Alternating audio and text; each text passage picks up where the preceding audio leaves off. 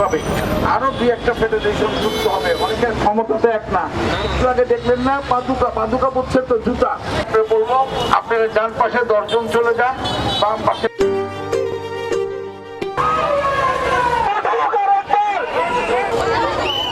বের করে দাও।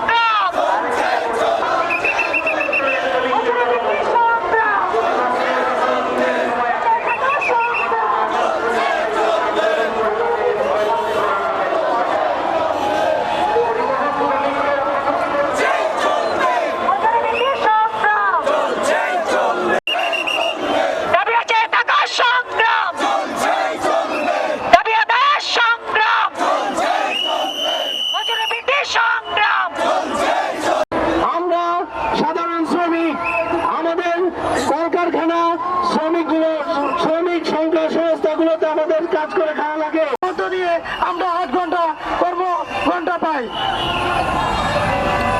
আমাদের বাংলাদেশের শ্রমজীবী মানুষদের যে দুর্দশা, নুন আনতে পান্তা পুরায়, আমরা বেতন বৃদ্ধির দাবিতে 2026 সালে নিম্ন মজুরি বিল গঠন করার দাবি জোর দাবি জানাচ্ছি।